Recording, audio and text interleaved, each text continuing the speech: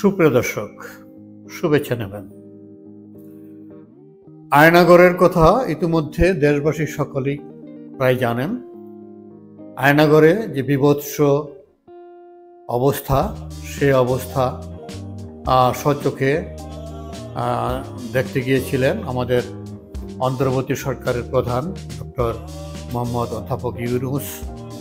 তিনি সেটা দেখে তার যে তিনি মন্তব্য করেছেন, বিগত সরকার আইএমএ জাহেলিয়া প্রতিষ্ঠা করে গেছে, গোপন বন্দিশালা তার একটি নমুনা।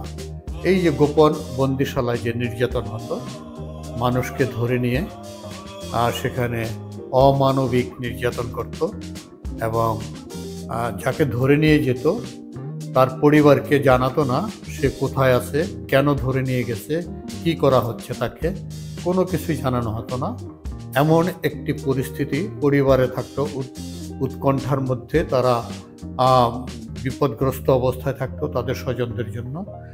ওই আয়নাগর থেকে বছরের পর বছর অনেককে নির্যাতন করা হয়েছে এবং ওই আয়নাগর থেকে আবার কোনো ব্যক্তিকে গুম করে নিয়ে হত্যা করা হয়েছে, এমন অভিযোগও রয়েছে। সেই আয়নাগর পরিদর্শন করলেন ডক্টর মোহাম্মদ ইউনূস এবং ডক্টর মোহাম্মদ ইউনূস যখন পরিদর্শন করেন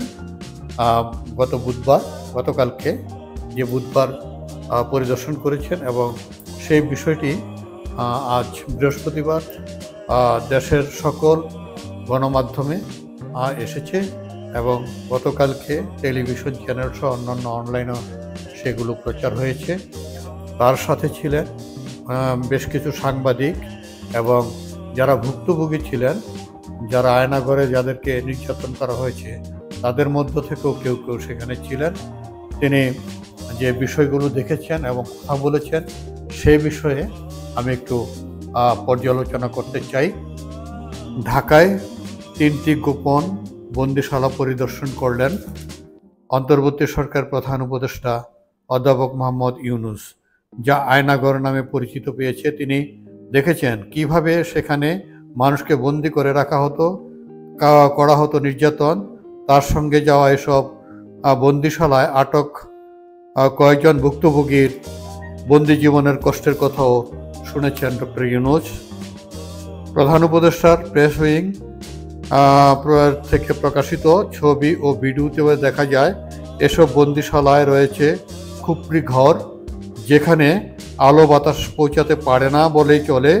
রয়েছে নির্যাতনের জন্য ব্যবহৃত চেয়ার। বন্দি থাকা মানুষেরা দেয়ালে যা লিখেছিল তাও রয়েছে। যেই চেয়ারটির কথা বলা হলো দর্শক, সেই চেয়ারটিতে বসিয়ে যাদেরকে বন্দি করা হতো, নির্যাতন করা হতো, তাদেরকে ইলেকট্রিক শর্ট বা বৈদ্যুতিক শর্ট দিয়ে তাদেরকে ওই চেয়ারে বসিয়ে নির্যাতন করত।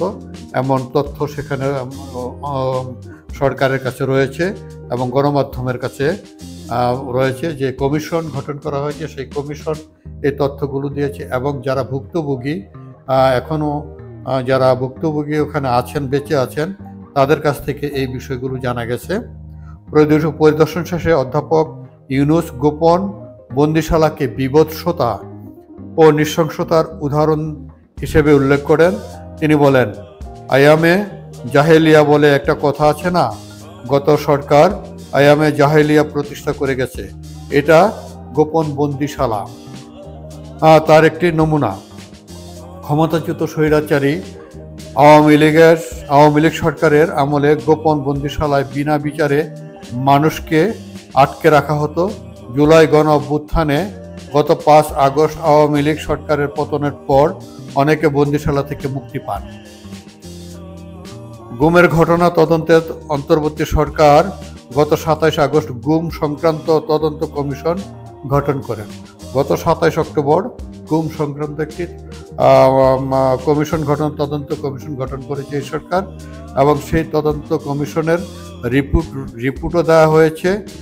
সেই কমিশনের অন্তর্বর্তী প্রতিবেদনে বলা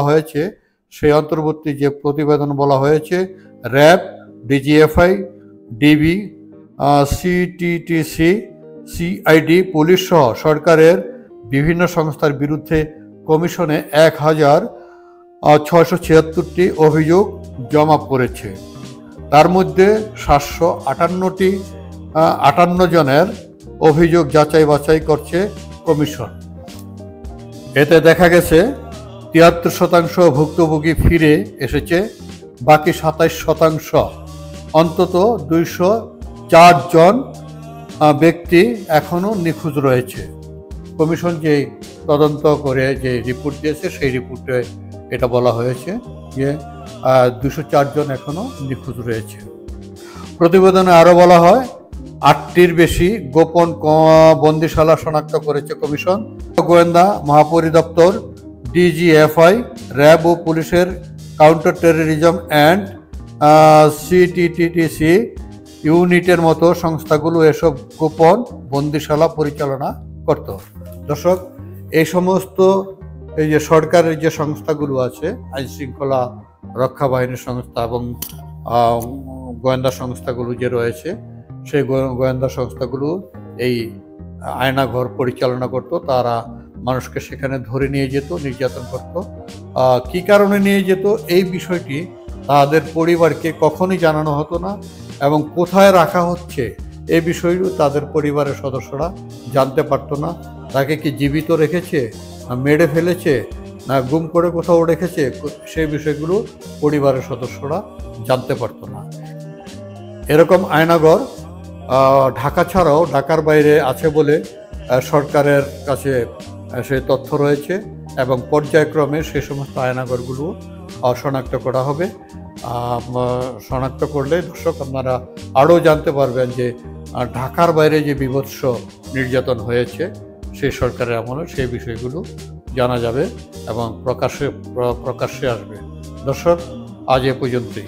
ভালো থাকবেন।